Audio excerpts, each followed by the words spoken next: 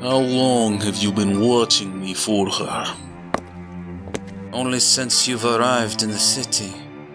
The Rose has paid me well to watch you. I see. But do you know the master you serve?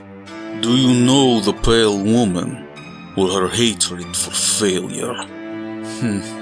I know their coin is good. That's all that matters.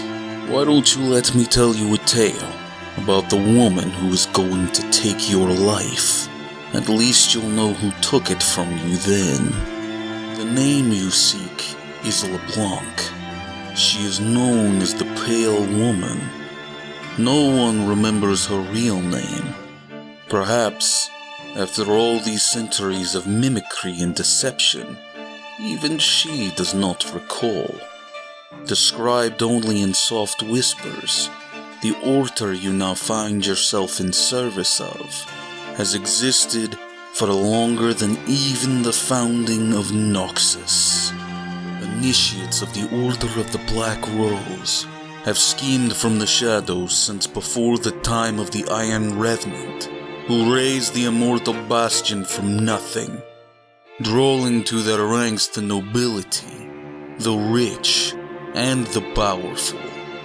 Many never uncover the origins of their matron, only coming to learn of the legend of the Pale Sorceress. It was she who aided the broken barbarian tribes in their struggles against the infamous Iron Revenant, subjugating the lands already ravaged by the Darken.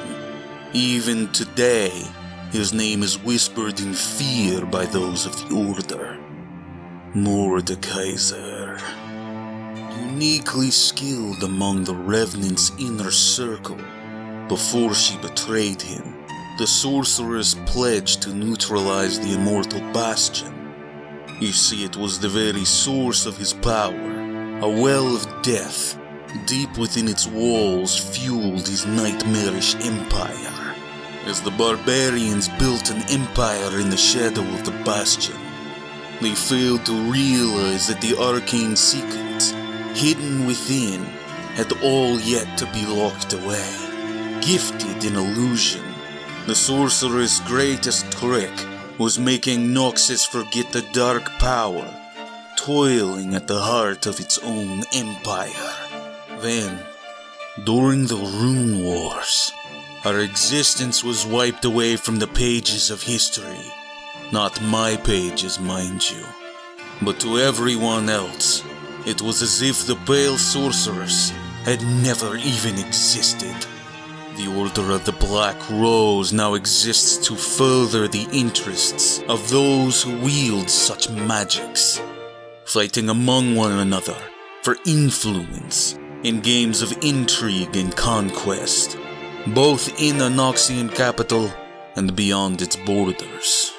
For centuries, Leblanc has remained hidden, using her illusions to appear as foreign dignitaries in many nations all at once, taking order and twisting it, driving others into chaos from within the shadows.